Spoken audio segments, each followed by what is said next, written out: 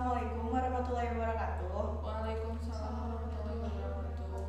Perkenalkan, nama saya Siva Maulida dari Prodi Administrasi Publik 3B. Di sini saya akan memaparkan tentang negara Korea Selatan.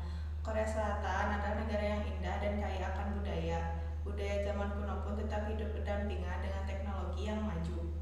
Penduduknya memang menyukai gaya hidup barat, namun kebiasaan-kebiasaan tradisionalnya tak pernah ditinggalkan. Hal inilah yang terkadang membuat orang luar susah memahaminya. Korea Selatan juga mendapat julukan sebagai macan Asia. Julukan ini diberikan untuk bidang industri dengan negara Jepang. Negara Korea Selatan merupakan negara yang berada di bawah pengaruh Amerika Serikat. Adapun ciri-ciri yang dimiliki oleh negara Korea Selatan diantaranya: pertama, hasil industri yaitu mesin, mobil, bahan kimia, dan elektronik. Yang kedua, hasil pertanian yang dihasilkan yaitu kentang, buah-buahan, dan padi. Yang ketiga, memiliki angkatan darat terbesar yang ada di dunia. Negara Korea Selatan merupakan negara kedua di Asia setelah Jepang yang mana memperoleh kepercayaan dunia untuk penyelenggaraan pesta olahraga yang terbesar di dunia. Pesta olahraga ini dikenal dengan nama Olimpiade. Di sini juga saya akan menjelaskan mengenai bendera dari Korea Selatan. Bendera negara Korea Selatan terdiri dari 3 bagian, yaitu latar belakang putih, lingkaran merah dan biru yang ada di tengah bendera, dan 4 diagram yang ada di setiap sudut bendera. Latar belakang putih dalam bendera melambangkan tentang kedamaian. Lingkaran merah dan biru dinamakan dengan Taeguk, asal segala sesuatu yang ada di alam semesta. Pusat pemikiran merupakan harmoni dan keseimbangan yang sempurna, suatu gerakan yang berkelanjutan dalam lingkup yang tidak terbatas sehingga mengakibatkan satu unit. Biru bagian Taeguk dinamakan dengan atau dalam bahasa Cina disebut Yin. Yin ini mewakili semua hal yang bersifat negatif dan keseimbangan. Sedangkan bagian yang berwarna merah dinamakan dengan Yang. Yang menggambarkan tentang semua hal yang bersifat positif. Lingkaran melambangkan kesatuan untuk menyatukan yang negatif dan positif. Sedangkan Yin dan Yang mewakili tentang dualitas, contohnya surga dan neraka, api dan air, hidup dan mati, atau malam dan siang. Keempat diagram di sudut bendera disebut dengan Kwe dalam bahasa Korea. Ini juga mewakili konsep perlawanan dan keseimbangan. Trigram merupakan surga bagian kiri, dan di lain sudut merupakan bumi. Air dilambangkan dengan trigram kanan atas, dan sudut lainnya merupakan api.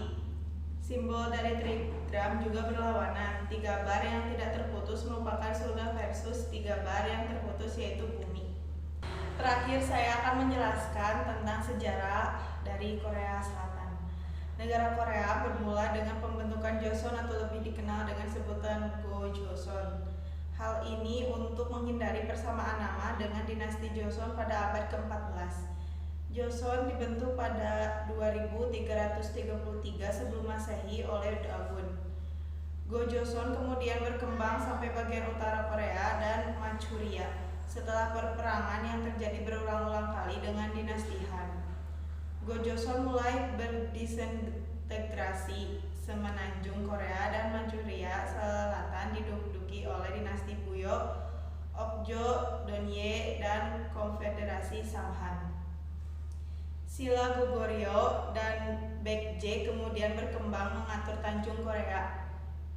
Mereka dikenal dengan sebutan 3 kerajaan Korea. Semenanjung Korea berhasil untuk disatukan untuk pertama kalinya oleh Silla tahun 676, kemudian diberi nama Silla Bersatu. Goguryeo kemudian lari dan mendirikan sebuah kerajaan lain di bagian timur laut Semenanjung Korea yang dinamai dengan Balhae. Pada masa dinasti Silla, hubungan antara Korea dan Cina dapat dikatakan berjalan dengan baik.